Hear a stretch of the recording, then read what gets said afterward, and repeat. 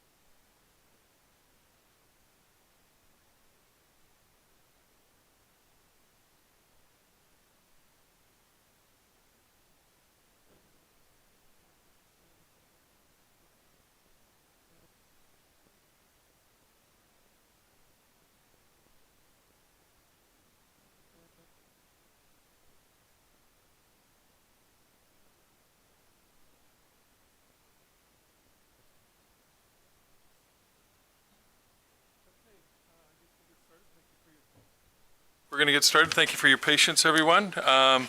Before we get started, I would just like to acknowledge that the Village of Anmore opens our meeting by recognizing the many Indigenous peoples of our area, including the following First Nations with communities that are located in the region that we now know as Metro Vancouver, the Musqueam, Squamish, Tsleil-Waututh, and Coquitlam.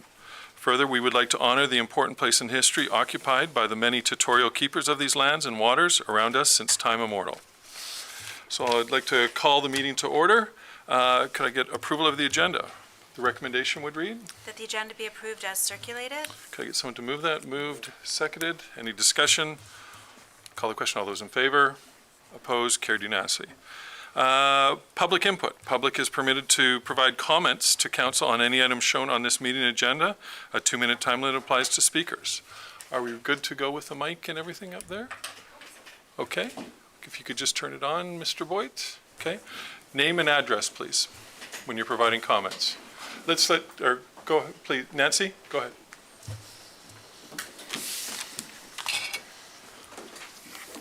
Nancy Maloney, 1724 East Road. And I would like to request for this meeting and ideally for future meetings that the 2-minute time limit be either waived or modified, because what it communicates to residents is that council is not really interested in hearing what residents have to say. And all too often, before people have finished their comments, they are cut off, by John as the chair. I can tell you that, Ms. Maloney, I don't usually cut people off, but I want to make sure that the meeting is run efficiently, so we try and just keep people, and very seldom do I keep a 2-minute time limit. So do you want to proceed with your comments? That's a problem also, because it's somewhat discretionary. If council does not like what the person is saying, they seem to get cut off. That's incorrect. But do you have any comments that you want provided with whatever's on the agenda? That was my comment, Okay. that I'd like you to waive or extend the 2-minute time limit. Thank you. Thank you. Next. Hi, Glenn Bonnet, 205 Kinsey. I work in the community, and I speak with a lot of people, and the village halls come up with a lot of the neighbors and people that I've talked to, and it seems like what I'm getting as feedback is overwhelming support, as they feel that it's like the heart of a community. And they're looking forward to some of the comments, or a place to gather 12 months out of the year. Some of the comments have been, Anmore's working out of trailers for a long period of time. And newcomers coming into the community, they're going, they question, why is Anmore not have a village hall, and I give the best answer I can. I says I think that they're working on it, but I can't, answer the questions for the community. But a lot of the people that are coming here really value the community feeling, and they want to participate in the community feeling. And this is what's drawn them to Anmore rather than living in other areas of Vancouver. And they feel that somewhere centralized where they could get together, and they're looking forward to it. And I just thought I'd step up and just pass on that message. Thank you. Any other comments and public comments?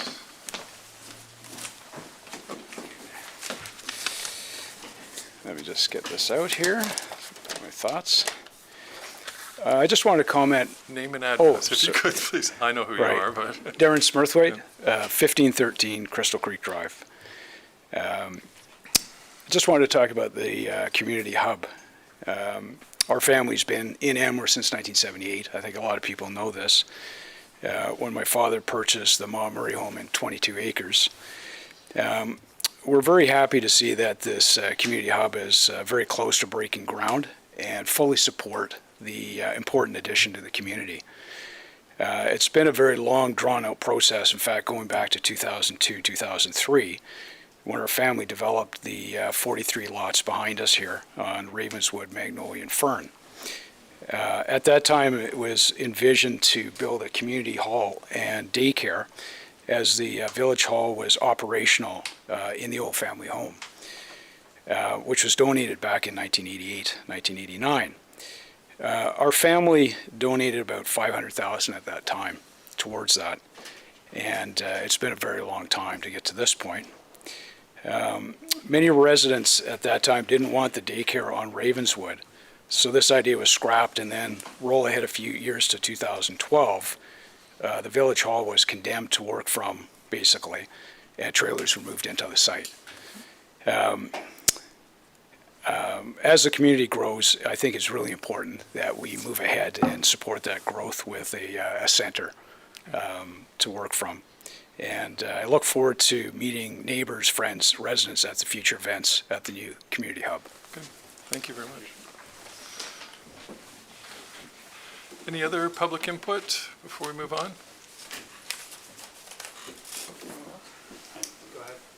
Go ahead.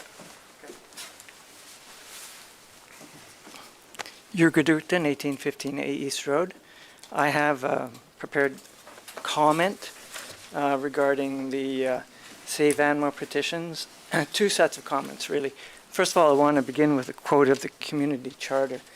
And I quote, "The community charter specifies that the full name and residential address of each petitioner must be included on informal petitions to municipal council.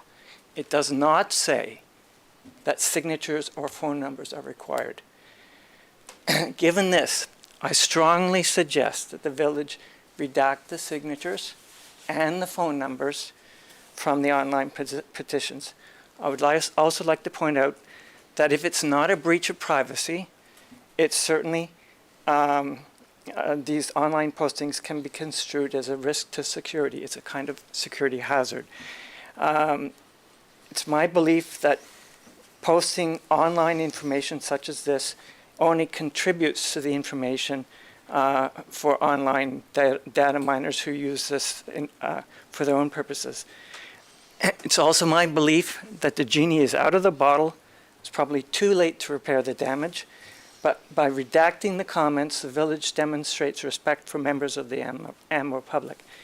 It's my belief that the village only further inhibits others from signing petitions and getting involved in our community. Now, the second part of my comment regarding the Save Anmore petitions. The village seems to want to throw a lot of cold water on the heart, and I mean heart, of the Save Anmore petition. And in so doing, it misses the point of the petition itself. That is, the people want a say in the future. I have a suggestion.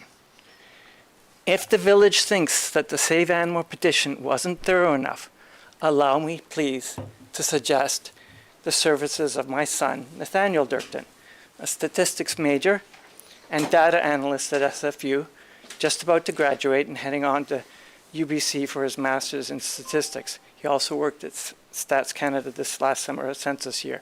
He is willing to do a survey, likely a randomized one, targeting households, and he's willing to offer his services for free when he is available. You already know how to contact him, so why not go for it? Thank you. Thank you. Any other public question periods?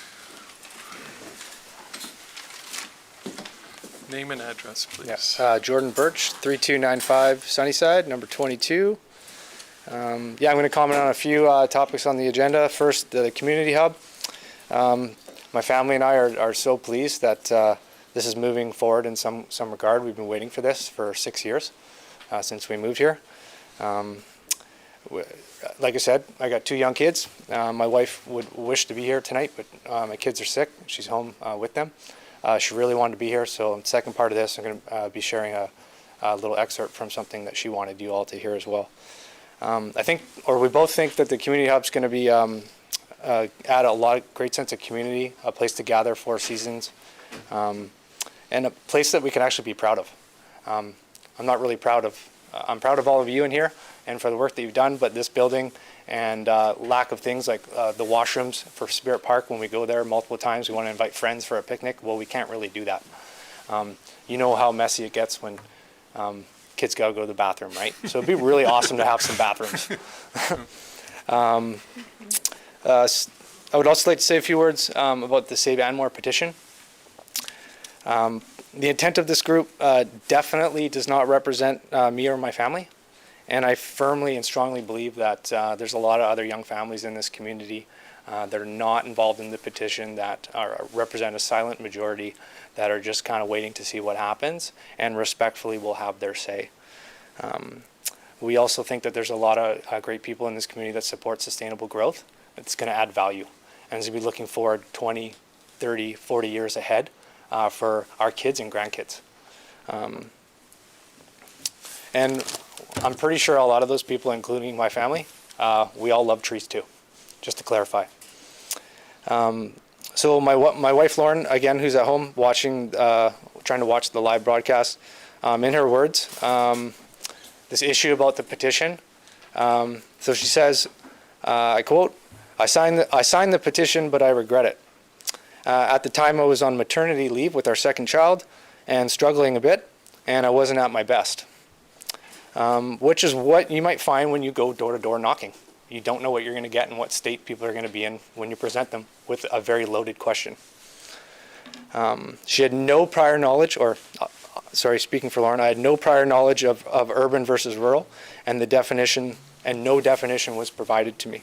Mr. Birch, if you could, you're getting to the end. Sure. If you could So just- looking back, I realize I didn't make an informed decision, and I really would have loved a better explanation. I don't support that or the group that represents the solicitation of those signatures. Thank you. Any other? Oh. Yep. Yeah. Hi, Isaac Heisler, 2475 Leggett Drive. Yeah, I had an experience a few months ago from a few members of the group as well that I just finished a long day shift, and you know, I got approached to sign a petition, and there were some facts about the fire department kind of response or the way that the village could get changed. I didn't think a lot of that was irrelevant or appropriate or kind of made sense to me. So yeah, like Jordan, I've lived here a long time. I don't really support what the group stands for. I'm excited for the future, and thank you guys for your hard work. Thanks. Thank you. Any other public input? I'll give it one last time. Any public input? Okay, we'll move on to the agenda.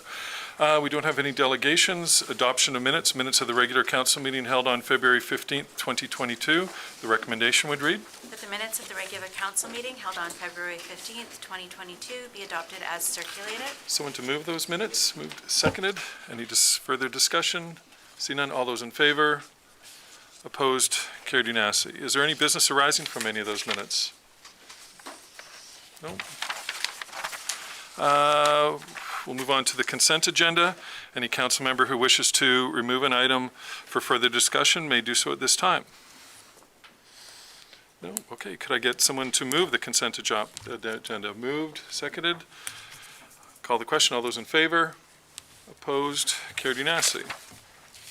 Okay, we're now on to legislative reports. Anmore fees and charges bylaw amendment. Report dated March 9th, 2022 from Ms. Halliwell, Chief Administrative Officer. Ms. Halliwell. Thank you, Mayor McEwen. So this amendment to the fees and charges bylaw is coming forward to you tonight as a result of some housekeeping items that need to be taken care of. There's two sections of the fees and charges bylaw that we're no longer offering in terms of being available as a service or a good to our residents. The first is the 360-liter size of our garbage carts. We stopped providing those as a way to reduce the garbage that was going to the landfill. So that is being proposed to be removed from the fees and charges bylaw as well. It's already been removed from the solid waste bylaw. And secondly, village-based maps. We used to offer the service to print the large maps that we have and provide those to residents. But because we've got the maps available online with GIS, we're no longer providing that service either. So those two amendments would be updating the fees and charges bylaw for 2022. And I've got a recommendation, and that is that council grant first, second, and third readings to Anmore fees and charges bylaw amendment bylaw number 655-2022. Okay, someone to move that? Moved, seconded. Any discussion? See none, I'll call the question. All those in favor? Opposed? Carried unanimously. I will move on to 9B, 2022 Anmore solid waste bylaw, or sorry, the 2020, number C, 2022 Anmore solid waste bylaw amendment. A report dated March 11th from Ms. Martin, Manager of Financial Services attached. Ms. Martin. Good evening to Mayor and Council. I'm here to present to Council with a bylaw to amend the solid waste management bylaw, 554-2016. The Anmore Solid Waste Management Bylaw was established to provide a solid waste disposal service for every owner. The collection service contract for Anmore has increased due to increases in expenses, including tipping fees, fuel prices, and other inflationary costs. The collection service contract expense is increased to reflect the actual costs that we paid in 2021 and an estimated CPI increase of 3.8%, which is the Vancouver Price Index for December to December. The rate for the collection service is increased by 11%, although the difference in the budget is 20% from the previous years, and we're able to offer 11% by reducing the reserves by 50% for 1 year. Good. If council has any questions? Good. Well, and hopefully some of those fuel surcharges will go down as well in the coming years. So, you have a recommendation? Sure, I can go ahead with You wanna go Yeah. ahead? Yeah. The council give first, second, and third readings to Anmore Solid Waste Management Bylaw 657, 2022. Someone to move that? Moved, seconded, open up for discussion. Councillor Weber. I'm certainly not happy about any cost increases, but I understand why they're being increased. Years and years ago, we used to have a garbage tag system, which was a real incentive for people to produce less garbage. Now, granted, people used to have incinerators back then too, so maybe that wasn't a great thing. But there is a lot of incentive to recycle when you're paying per bag. Is there any option, and to be honest with you, I haven't really been too happy with our garbage and green waste service providers. They seem to, I don't know, we always seem to get the truck that breaks down. They have about 30 trucks. You can Google Earth their yard. They have about 30 trucks. We get the oldest one. Please, yeah. Through the chair, for clarification, I know all GFL trucks look the same, but apparently we're special.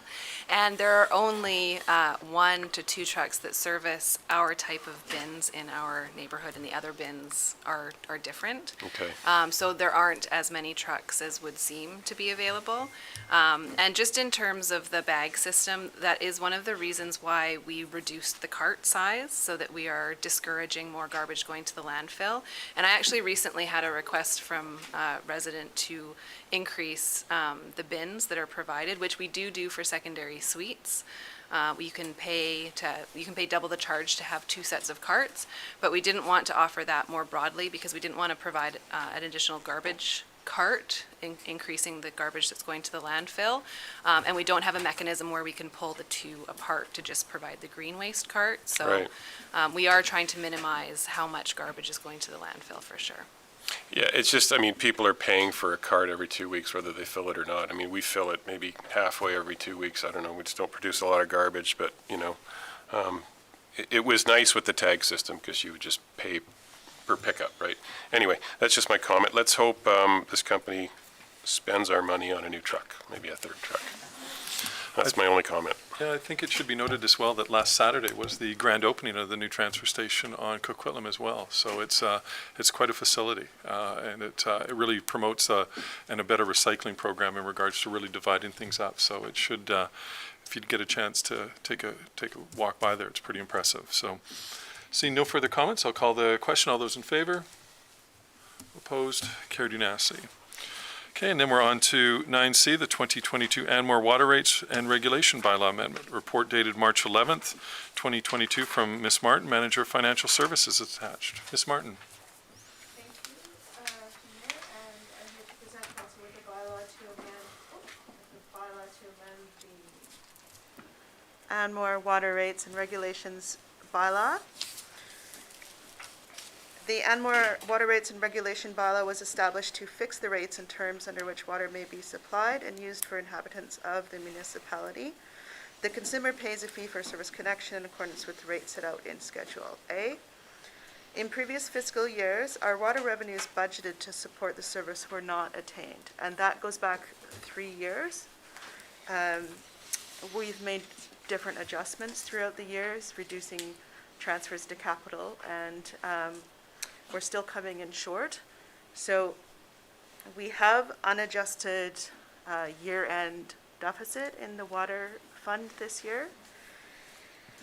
And we were able to actually make that up with our operating surplus from previous years. So we're still okay there. This highlighted our fact that the revenues generated by the water rates were insufficient to support the service. Factors that affect the service deficit included system leaks, reduction in average water use, water purchase increases, capital assets and infrastructure, and other expenditures. We've also identified projects in the current 5-year financial plan that have not previously been budgeted for. These projects represent a short-term immediate need to fund capital reserves, which can develop into rate stabilization reserves to offset any future rate increases. So the next few years, we have some PRB replacement capital on the books. However, long-term, 10, 20 years, we don't see such huge capital. I think that Chris Boyd could speak to that a little bit more. Okay. But our next 3 years are our capital infrastructure increases. Good. Chris, do you want to make some comments just quickly about the infrastructure? Yeah, sure. The current state? So Anmore's water infrastructure is in pretty good spot. We have very low leakage rates as well from our main perspective. We do have a number of PRVs which were installed. What is it? Pressure reducing ones. So we reduced we receive water at a high pressure, we reduce the pressure so we don't blow up people's waters within their houses. The individual houses typically will have their own little PRVs, but we do reduce it. It's a health system reducing leakage in some bits and pieces. So they were installed, some of them 25 years ago, roughly, for when the water mains were first installed. They come in due, end of life, and they also, a lot of our PRVs don't actually meet WCE requirements either, so hence why we need to get to replacing some of these now before they actually fail. There's a couple that installed which are very difficult to operate and maintain due to isolation. And then once we've replaced these PRVs, looking forward, we don't really believe there's going to be much capital investment required in the next 30 to 40 years, but after that there will be a lot of capital investment required because the mains will be coming towards the end of service life. So the recommendation is we continue to save to replace those into the future, but we won't be looking to access that capital reserve more likely than not. Good, good, thank you. And I just wanted to add, a couple of things that jump out to me regarding the water is, number one is that, we now have sufficient water capabilities for any firefighting issue throughout the village, which I think is a very important thing, and especially something that we need to be really cognizant. And I'm worried this summer in regards to the outskirts of the village in regards to fire protection if it need to happen. Second thing is that we don't have a lot of bargaining power when we are negotiating with Port Moody and buying our water from them. And I have a meeting set up in the coming months with Metro Vancouver, seeing if there's any way that we can work around that so that Metro Vancouver takes over that entity. So we have something to really be able to budget accordingly, because right now we're kind of at their mercy. And then the third thing is how expensive water is becoming as a commodity for Metro Vancouver. We billions in dollars to be able to transport it, treat it. We have some of the best water in the world here, and the way it's treated. And I had the fortunate enough to go to the treatment plant up at Coquitlam, and it was really something. The UV protection and how safe our drinking water is here. And I think it also works for a good environmental thing, that we really don't need bottled water. We are so fortunate to have some of the best water here, but it is an expensive commodity, and it will be from time on. So I thank you. I'm really pleased to hear our water system in the village. It's one thing that is very important. I would hate to ever see another boil water advisory ever put in here. So with that being said, we have you have a preferred recommendation, Ms.? You can go ahead. The recommendation is that council give first, second, and third readings to Anmore Water Rates and Regulations Amendment Bylaw number 656, 2022. Okay, get someone to move that. Move. Second, open up for any discussion. Councillor Wyburn. Yeah, just a question. Do we have an estimate on what the leaks are costing us and a remediation plan to fix the leaks? Mr. Boyd. Sorry, I'm going to ask that question again because I didn't have my mic on. Do we have an idea, cost-wise, what the leaks are costing us and a remediation plan to fix the leaks? The answer is no, we don't really know exactly how much leaks, but there would be telltale signs if we had significant leaks, but we don't have any of those real telltale signs. A lot of our water usage, leaking from our system would be from flushing the mains and other such. Yeah, We always have some small leaks, but we have very low. And just correct me, because I know you deal with many municipalities, but I heard a leakage of about 15% is pretty much normal for most municipalities. Yeah, around those. I mean, Yeah. a lot of that leakage comes from when we have water main breaks. Yeah. We don't have. No. We do not have a history of water main breaks, which is, of course, not figures Yeah. continue to be like that. Become significant cost. Yeah, water is used for through development in regards to rebuilding roads and that, as well as it's used, the fire department uses a fair bit, when they're using, practices and stuff like that. So it's the water, and that none of that gets metered. So that's all encompasses the leakage and that. So Okay, so it's pretty normal. We're probably doing better than most. We're better than the average. Okay. yeah. That was what I was getting at. And also, we're going to be implementing a new meter watering system that we approved, or was that coming up in the budget? So that will give much more better access for individual homeowners, and will alert if there is a leak, a water problem or a consumption problem that is not regular. So the technology is changing incredibly quick with this, but it will give our Public Works Department able to just drive by and be able to read meter readings, as well as it will alert to any abnormalities in regards to things, so that if people are away or something, we can notify them. So any other questions regarding the water? Okay, see none. I'll call the question. All those in favor? Opposed? Carried unanimously. Thank you, Ms. Martin, and thank you, Mr. Boyd.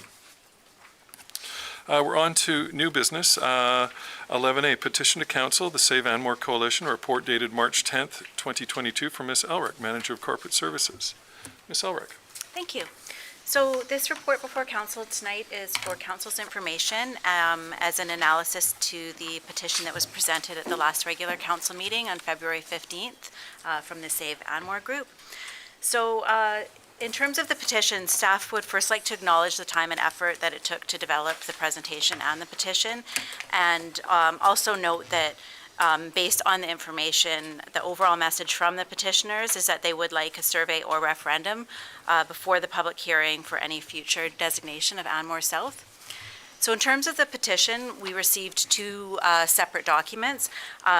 Firstly, there was 324 individual signed letters, and those were all residents of Anmore.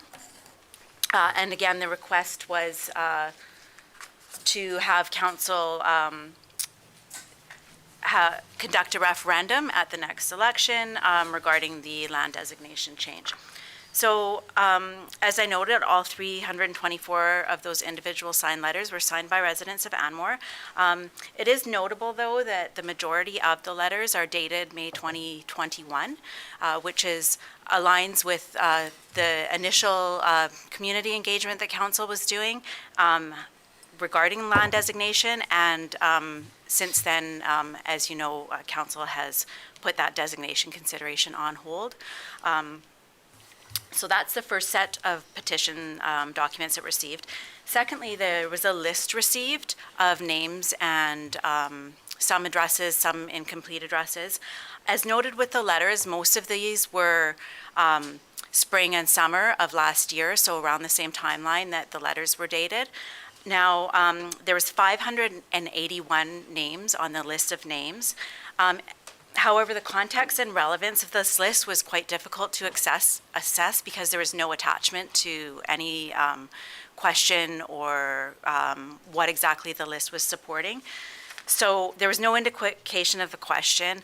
78 people on this list indicated an Anmore address, although one person was listed twice, so we counted that as 77.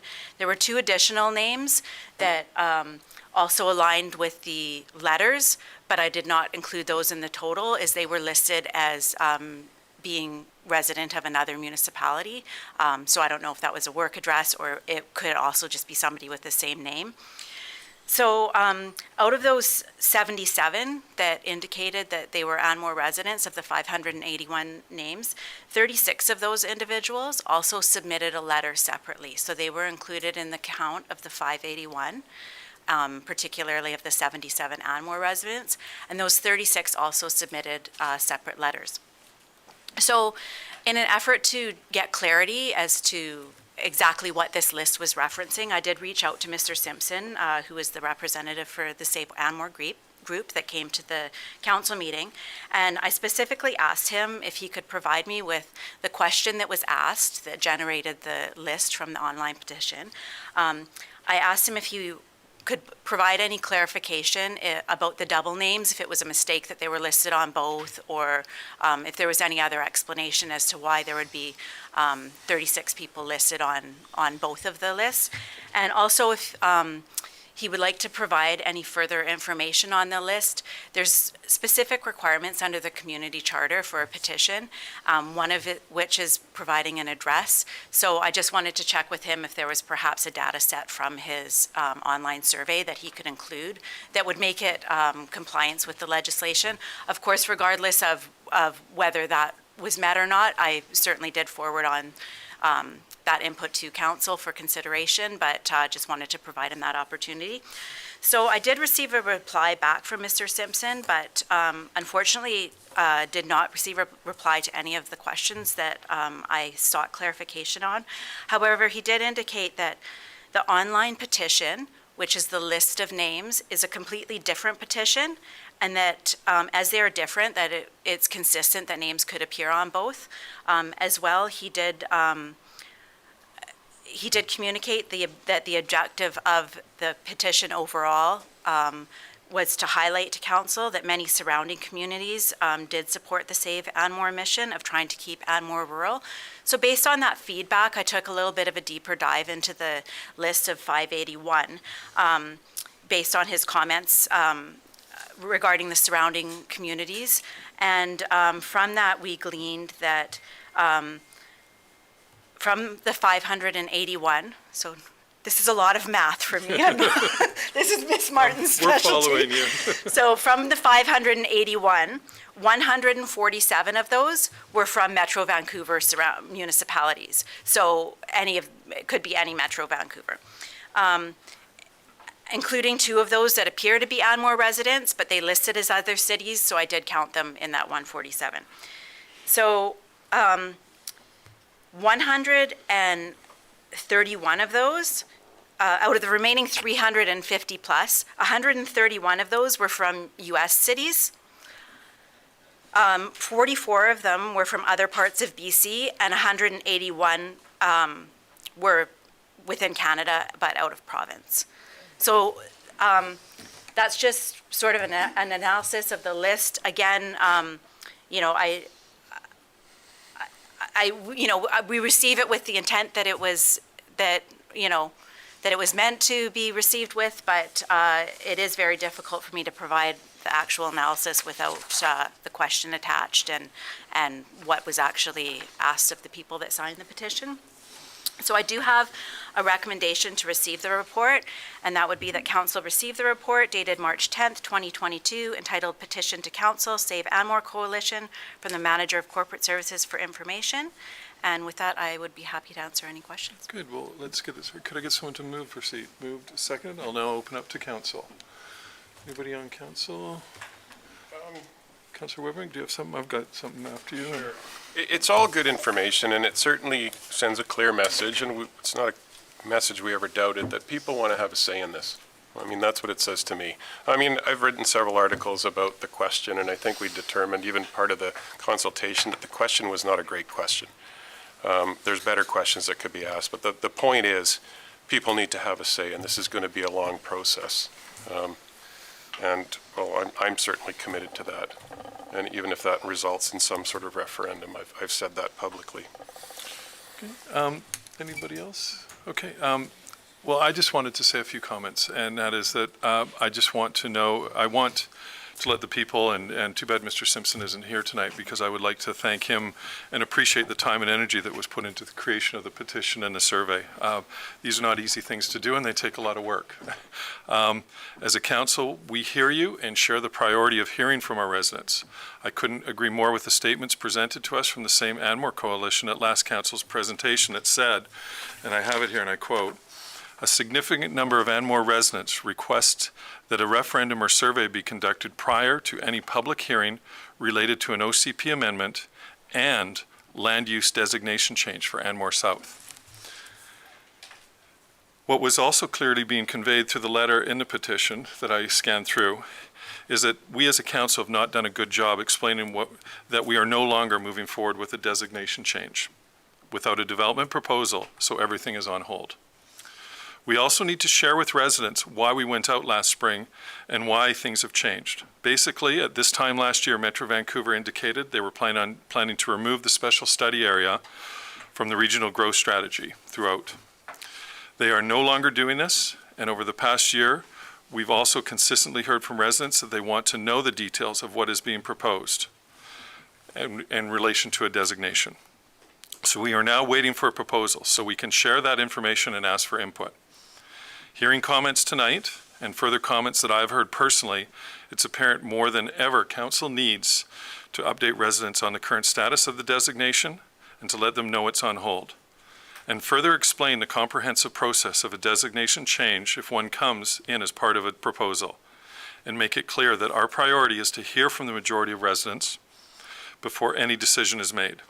With that being said, I would like to put forth the following motion to council. So we already have a motion on the table of that. Right. So we'll vote on what the motion is on the table right now, which is to receive the report, and then I'll put forth my motion, okay? So I'll call the question on the receipt of the petition and survey report from Ms. Elrick. All those in favor? Opposed? Carried unanimously. So I'm going to put forth this motion, that an information correspondence be drafted and mailed out to all residents outlining the reasons we were previously looking at a designation change, the current status, the process we will follow if a development application is put forward, and an overview of designations and zonings to provide some clarity around how they work together in a proposed development. Good. Someone to move that? Moved, seconded. Any discussion?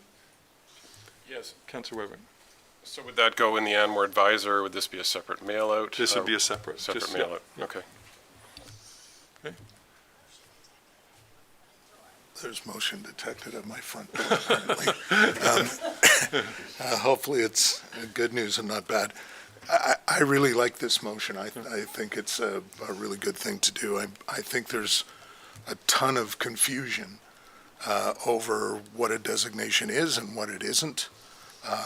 And I think that if anybody's going to make any kind of decision on anything, they should be well informed with background information on what it is they're voting on. So, it makes perfect sense to me.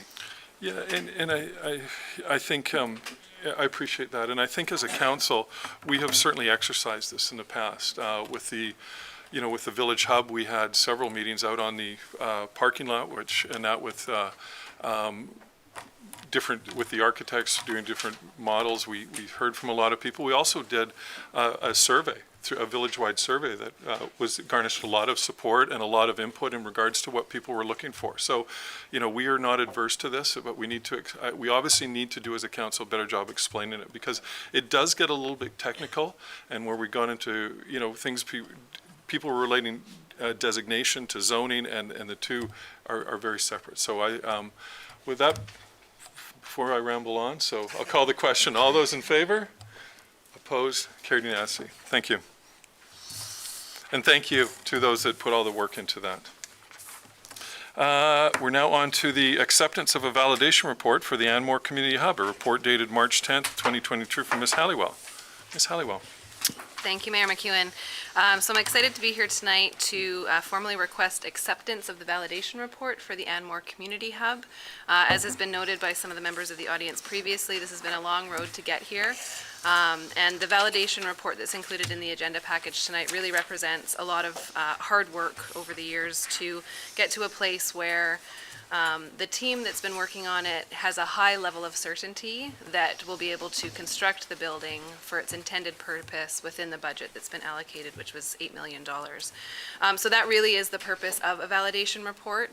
As council will recall, back in late November, you gave us authority to move forward with a change in approach to how we were going to move forward with the Anmore Community Hub. And we decided on an integrated project delivery approach, which meant that we were working with not only an IPD coach, but also directly with a general contractor and a designer to ensure that we had all the information and all the smart people sitting around the table being able to make different choices to make sure that we redesigned the building in a way that would bring it within budget. So we've completed that phase of the integrated project delivery method. And as I said, we have come in under $8 million for the construction itself. As part of this process, we've also developed a risk register, which is included in the report. And a risk register is not quite the same as contingency, in that contingency is usually just a percentage that's sort of thrown out there, because this is sometimes where things can go awry and we need some extra money for this and that. A risk register is specific, and it's got costs allocated to each of the various risks that have been identified. So the risk register for this project and the cost associated is just over $600,000, and that is not included within the $8 million figure that we've come to in terms of construction. And so staff and the team is asking that council consider increasing the budget by $500,000. And this not only represents the potential risks, but also the fact that the construction costs have gone up exponentially since council originally approved the $8 million budget, which was back in September of 2020. Time is a little funny for me. 2020, and in fact, it was about 14.5% increase in 2021 alone. So the 500,000 represents about a 6.5% increase on the overall project budget. So we're asking for that tonight, and if the validation report is accepted by council tonight, it's going to trigger the next phase of the IPD project, which is the design and procurement phase. So we'll be getting into the contracts and starting to mobilize and really starting to procure the materials that we need to in order to lock in the prices and make sure we've got delivery when we need it. So I do have a recommendation here. Please. And that is council accept the Anmore Community Hub validation report as presented and authorize the Chief Administrative Officer to accept the validation report in writing, and that council increase the Anmore Community Hub project by $500,000 to a total of $8.5 million, with additional funds being allocated from the capital reserve. Someone to move that? Moved, seconded. I'll open up for discussions. Councillor Trowbridge. Yeah, so I made some notes when I saw it in the agenda, and I have to admit that, Julie, you covered most of them. So I'm going to keep it to a little bit of color commentary, I think. You know, we're pretty excited to be able to share some of the updates on this hub project and the progress that we've made over several months to deliver what I think is going to be a really amazing facility for this community. As Julie mentioned, you know, or alluded to, like everybody else in this COVID environment, construction costs started exploding. Remember, this is a 2-year process, or very close to a 2-year process, and construction costs started exploding pretty rapidly. But I'm really proud that the team was able to pivot quickly and make fairly significant changes, extremely significant changes, to try and keep it in budget. I'm happy to reaffirm what Julie said, that the actual construction budget, and I'm talking about the construction budget for the building, I'm not talking about anything beyond that, has come in below 8 million, and the 500,000 that is being requested, and the reason I'm speaking about this is I'm on the committee with Julie and Karen, and we're part of the IPD process. And so we're living this every week. We have a weekly meeting, sometimes 2, and have been doing that for months, even while I was in Coronado. The important thing here is that we pivoted. We made adjustments to the design, fairly significant adjustments, but we were able to keep the integrity of the project and make sure the functionality didn't change. So there's full functionality that was presented 2 years ago. The IPD process itself is a really important delivery model in that inherently it means that the project cost, if this excuse me, if this is approved at the extra 500, the 8.5, that project cost cannot exceed that amount, and all of the participants in the IPD project sign off on that, meaning that it would affect the bottom line, the net profit for the GCs, the trades, the designer, et cetera, if it were to exceed it. So it's by penalty of pocketbook that it's held in control, and that's why we have such a high degree of confidence that we're going to bring it in on plan. I think the hub is going to, we can't think short-term about this. This is not about something that we're building today to just simply replace this amazingly beautiful facility that we work out of. It's something that's going to be a legacy project for our kids, for our grandkids.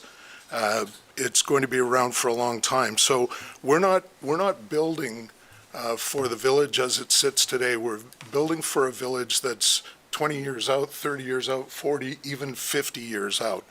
So it's going to provide administrative space, council space, and most importantly, in my view, a beautiful place that we'll finally have for our community members to hold events. And someone mentioned that a couple of people mentioned that they'd like to have something like that to be proud of. I think we'll be able to be very proud of it.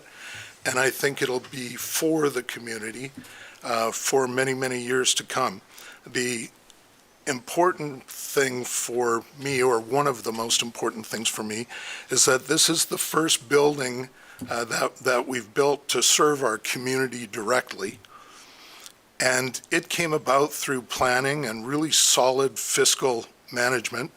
We don't speak about ourselves and what we've accomplished over the last 8 years very often, but that's all culminated into a place where we actually have the funds to build it.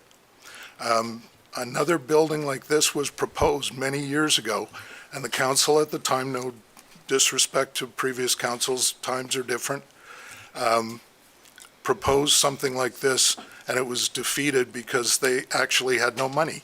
They had not pre-planned that. We've planned this for 12 years now and actively worked on it for the last 8. So it's one of those 12-year overnight successes that has occurred here.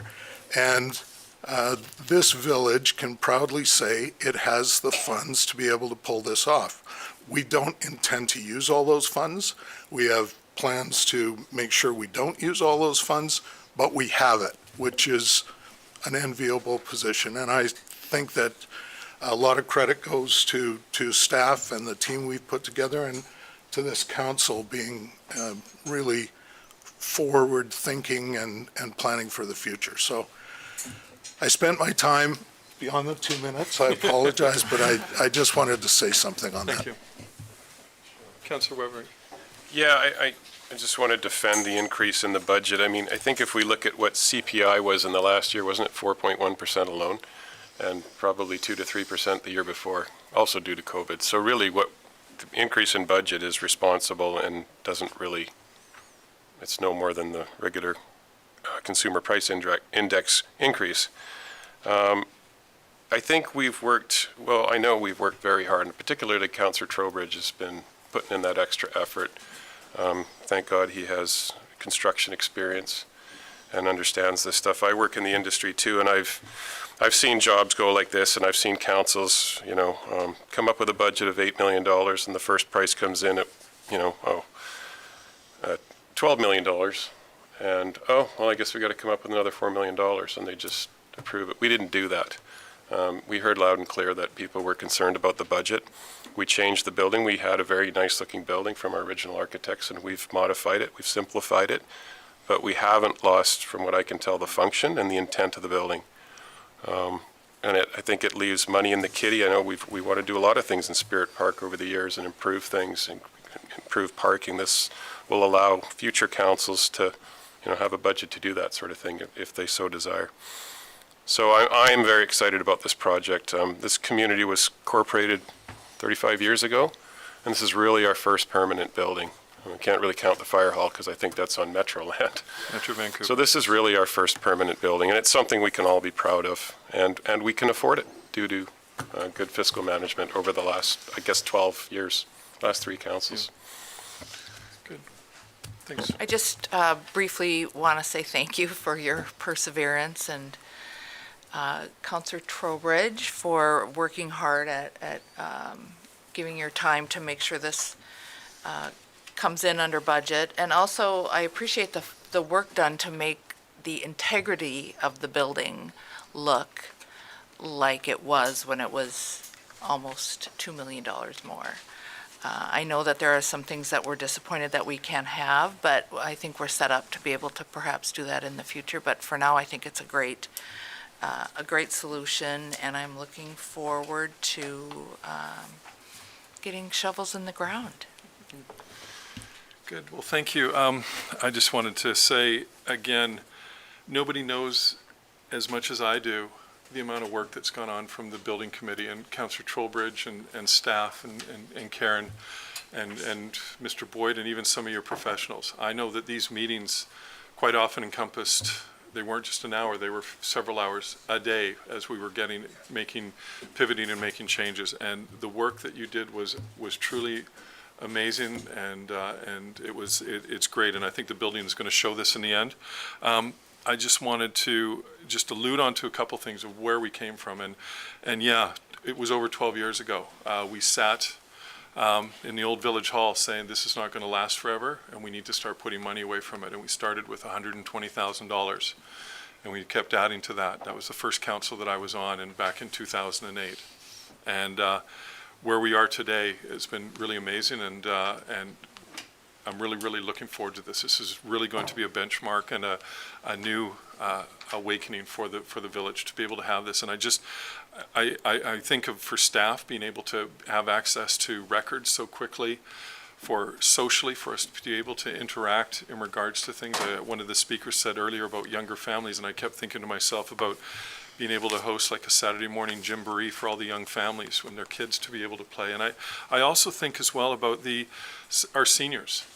And the fact that we don't do a lot for our seniors, like bridges, or I know, I was talking to Nancy Knauer, who is head of the Garden Club the other day, and she's always challenged for space, and they want to get speakers. And this will facilitate a lot of this because we're going to have separate meeting rooms, and we're never ever going to, even if we have an event in Spirit Park like we try to do, seniors are going to be able to engage in those events as well.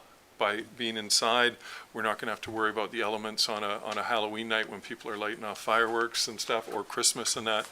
This is really going to be something that's really going to bring our village together. So I just wanted to say that over the budget, $2.5 million was actually brought to us in regards that it was a proposal that we add debt to the building. And that was to ensure that future taxpayers would pay their share of this building. It wasn't going to be all paid up front. So interest rates are fairly low, so we as a finance committee, we embrace that. We also applied for a grant from the federal government to $2.5 million, and I know there's been a bunch of conversation around the community as to what the status of that grant is. I have an official comment that was presented to me that I will read out right now. Read whatever you want into it, but this is all we are allowed to say, and that is this: the village is unable to share the outcome of our grant application until such time as a joint announcement is made by the province or the provincial and federal governments. So that is all we can say at this point. So read into that whatever you want. I can tell you on a weekly basis, I have been phoning different representatives from the province and the federal government. Ron McKinnon is somebody who I've talked to quite regularly because the Liberal governments are in charge, asking for more clarification, but that is all that they have provided. And I have been told as well that even on their website it says that a decision has been made, but no further details. So this is all we know at this point in time and all we're allowed to release. We also, and Mr. Smurthwaite coming up today reminded me of the $500K that his family put forth in regards to the development, and that which will go towards the construction of that, as well as the infill funds are being directed towards this project as well. So this project is well funded, and I'm really looking forward to it progressing. It's something that we have long worked. Unfortunately, COVID has slowed down this process because I know after the last election, it was one of our first things on our strategic plan to get this going. So anyway, I thank everybody for all the hard work that they've done. I think we're in a great place right now, even in challenging times. So no more comments. I'm going to call the question. All those in favor? Sorry, Oh, I just wanted sure. to add one more comment. Sure. Just because we just got some finalized numbers, and I know that there was a question that had been raised about the developer contributions, and you just mentioned the previous contribution. So when we last reported about how much we were expecting to be able to put towards the project, it was 845,000. And we're they're unaudited, but we're working through our year-end process, and it's looking like at this time with CACs through infill and everything else, we now have over $1.2 million that we'll be able to contribute to the Good. project. Good. Okay, even better news. Okay, with all that being said, I'm going to call the question. All those in favor? Opposed? Carried unanimously. Thank you. We'll now move on to the COVID Village Hall Safety Plan Policy 69. A verbal update from Ms. Halliwell. Thank you, Mayor McEwen. Well, as I'm sure many people are aware, while I have this policy in front of council to be updated today, it will no longer need to be in effect after April 8th. However, there have been some changes from the last time you saw this policy to now that are just important to make sure that we're current with the current public health orders and everything else. So I've included a redlined version of the Village Hall Safety Plan for COVID and just updated it from when it was originally first created. So we're doing cleaning regimes a little bit less frequently because we used to have staff work a half shift and clean in between, and then when we had the new staff come in, they would clean again. Because we're all now back in the office, we do a thorough clean at the end of the day now. I've updated the mask policy for it to be a personal choice now that that mandate has been lifted as well. So there's a number of minor housekeeping items just to keep us aligned with the current public health guidelines. And so I just have this in front of council for approval of the updated COVID-19 Village Hall Safety Plan. So, moved, second. Any discussion? See none? All those in favor? Opposed? Carried unanimously. Okay, we'll now on to 11D, the Chief Election Officer, Deputy Chief Election Officer appointment. Ms. Elrick. Thank you. So, as we all know, in October 2022, there will be a local government election. It is a requirement under the legislation that council appoint both a chief election officer and a deputy chief election officer for the election. And in the past two elections, Anmore has procured a consultant for the chief election role and had a staff member for the deputy chief election. However, we have had difficulty in getting any contractors or qualified individuals for the chief election officer role. And have been trying since last year, and I think it's just generally a difficult time for that type of recruitment. Many municipalities do have in-house staff that take care of the election. I have done that in my last role, both as deputy chief election officer and election official for the last two local government elections. So we are proposing that we go that route again for this election, and I believe Ms. Halliwell has a recommendation for council to consider. I do, yeah. So further to Ms. Elrick's allusion, I'm going to be looking to ask council to appoint her as the as the chief election officer. I have full confidence in Ms. Elrick's abilities to run our election. We will be also looking to provide her with some support because even though she's going to be wearing that hat, she's still got her corporate officer duties. So we are at a staff level going to make sure that she's got the support she needs to see that through. So I have a recommendation. And just further to that, we did also have a staff member who is a part-time staff member, Sabina Perrin, who is interested and excited to join as the Deputy Chief Election Officer. So the recommendation tonight is that council appoint Karen Elrick as the Chief Election Officer and Sabina Perrin as the Deputy Chief Election Officer for the 2022 general local election. Moved, seconded. Any discussion? Councillor Trowbridge. Karen, were you voluntold? I am happy to fulfill the role. No further question. I'll call the question. All those in favor? Opposed? Carried unanimously. Thank you, Ms. Elrick. We'll move on to 11E, council meeting calendar amendments, April and May. Recommendation, Ms. Elrick.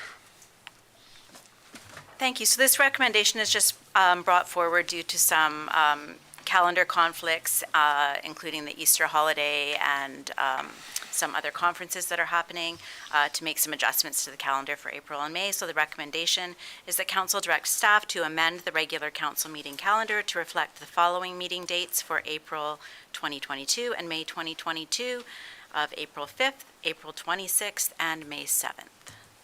Good. 17th. Oh, 17th, sorry. Good to get someone to move those. Move seconded. Any discussion? Seeing none. All those in favor? Opposed? Carried unanimously.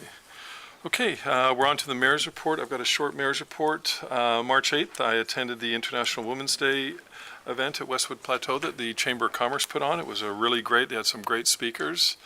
And then after that in the afternoon, I also, we attended or co-hosted, I guess, Ms. Halliwell and I, the Anmore Residents Association. We met with 4 members. I think they have a few vacancies in that, but we talked about their structure, AGM that may be forthcoming, and just the kind of their intent and what sort of things they're looking at from council's perspective.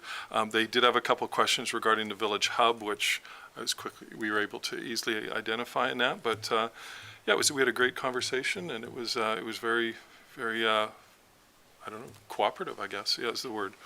And then on March 10th, we had a finance committee meeting where we took our first stab at this year's budget, which I think we have a proposed tax rate, which is going to be coming in at about 2.9%, which is really low compared to the rest of municipalities, but it gets back to our financial planning, I think, over the years. And we do have Easter in the plans, so that'll be on the Saturday, previously to Easter Sunday. We normally do it on a Saturday to free up the Sunday. And then also with that, talking with the Garden Club and Ms. Knauer, there's going to be a Spirit Park cleanup, and I don't know what days, Ms. Cook, do you know what? Oh, did you? Okay. Yeah, so we'll have to get those, we'll get them out on the web page and that, so that's all I have. Any councillor reports? Councillor Cryer. I just have a brief report. We had, as you may recall, I think it was our last meeting, I was appointed to the Mental Health Task Force, and we had our first meeting last week. It was a very good meeting. It's a great group of people. We're planning on meeting monthly going forward. The meeting was simply to set up our terms of reference as well as some of our goals. Lots of goals, but some of the highlights and likely things that we will focus on would be advocacy for mental health care, also support for immigrant families. We're looking at the potential of a 24-hour phone line drop-in resource for mental health concerns, also identifying gaps, and there is a new funding stream through UBCM which can likely fund some of the initiatives that we're speaking of. But it's a great group, and I'm looking forward to meeting again. Good. Any other councillor reports? No? Oh, Councillor Trowbridge. Yeah, I'm sorry, I'm a one-trick pony here. I'm back on the hub for a second. I forgot to mention something that's pretty important. Julie and Karen, of course, on the team, but we also are aided by a fellow that most people wouldn't know, I think, Dennis Brown, and he deserves a lot of credit. He's a professional project manager. We brought him in. I don't want to say it out loud in case he's listening, but we got him cheap. And anybody who's been in the construction industry knows that a good PM is usually about 20% of construction cost, and that's on an annualized basis, which would bring at $8 million brings it to 160 grand per year. We've got him for the entire duration of the project for 120,000, and he will be eyes and ears on site virtually daily, making sure everything's taken care of. And for those of you that don't know, a project manager is a good project manager is another way you keep a project on budget. In fact, it's one of the only ways you keep it on budget. And we're certainly not PMs. Paul, you know how important they are. The other thing I'd like to mention too is we've got a budget outside the construction budget, but I think it's 230 grand to move trailers. 235, sorry. That became part of the discussion because The excavation is going to be adjacent to these buildings, and in order to dig down 8 feet, you have to do what's called overdigging, which would impinge on these trailers unless they shored up the size and cost a lot of money to the project to do the excavation. So we were always planning to move these trailers. We've got, for those of you that have never been to the works yard, the poor guys down there not only put in yeoman service to us every winter and make us the envy of everyone else with road clearing and so on, they're working out of a dilapidated facility that's literally coming apart at some of the joints and seams down the middle of the ceiling. So we're repurposing these trailers down there, and that was always the plan. That's not new, but it was always the plan to save Anmore a significant amount of money by repurposing the trailers that we own here. We are doing it at the front of the project instead of the back of the project because not only do we have the benefit of repurposing them to save the village money and provide a decent work environment for our employees, but it will also save on the construction costs. So I just think those are important points, that we're looking at this holistically. We're not just looking at it in a myopic sense. So that's my point. Thank you. Now moving on to the Chief Administrative Officer's report. Thank you, Mayor McEwen. Just a few items. So as you mentioned, we saw the budget at Finance Committee this month, and it will be coming forward in April for Council's consideration. We're currently going through our audit process right now, so Ms. Martin has been very busy and locked away in her office for the most part. So that will take a couple of weeks, and then we'll present those results as part of the annual report as we do every year. I wanted to mention that we have a new employee who has replaced a vacancy that we had in our Public Works Department. Her name is Allison McDonald, and she's joined us as a parks maintenance worker. So if you see her out and about in the village, please be sure to give her a warm Anmore welcome. And finally, just in case you're wondering what's happening on Friday, they're doing some filming over at the fire hall, but they're going to be staging in the lower parking lot over here at the village hall. So I think their hours are between about 7 a.m. and 10 p.m., so it'll be the full day, but still have access, obviously, here to the village hall. And that's it. Good. They're making us an American town, apparently, on the cusp of a big forest fire. So, yeah. No. Okay, thank you. We have some Metro Vancouver Board and Brief meetings held February 24th, some general communications from the District of North Saanich regarding elected officials' parental leave. I'll now open up to public question period. Public is permitted to ask questions of council regarding any item pertaining to village business. 2-minute time limit applies to speakers. Anybody with public question period? Oh, please. Thank you, Mayor McEwen. I did just want to note that I did have a series of questions submitted regarding the Anmore Hub this afternoon at about 3:40 this afternoon. Many of those questions were answered during Ms. Halliwell's presentation and Councillor Trowbridge's comments, but staff will go through some of the finer details in terms of the financial questions and reply directly back to Perfect. Thank the you. person that submitted the questions. Thank you. Ms. Maloney, do you want to make your...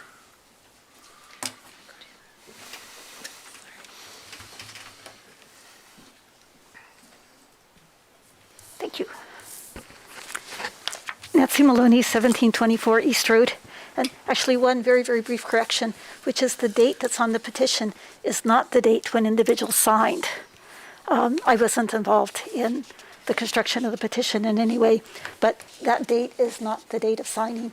There was actually no place on the petition for people to indicate the date when an individual had signed. The date at the top is not when the person signed. So that's a slight error in the interpretation of the petition. I was actually hoping that council would vote to endorse, at least in a general way, having a referendum, or a petition, either as part of the next municipal election or something like Jurga has suggested in terms of a survey. And Paul actually has publicly stated that no one on council objects to the idea of having a survey or a referendum. So I wonder if this could be done. As I commented earlier, with that, it was actually in the thing, when a proposal were to come forward, that we would have something substantive to vote on. So I think we're going to be waiting for that. Okay. Okay. Thanks. Any other public questions? See none, oh.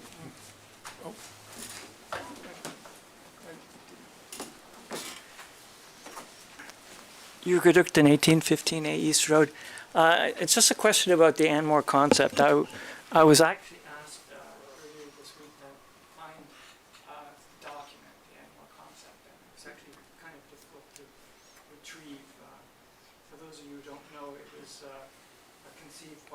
written by Hal Weinberg and Bob Hunter in the mid-1980s, and it was a foundational document for the village when it was incorporated in 1987. It's part of our heritage.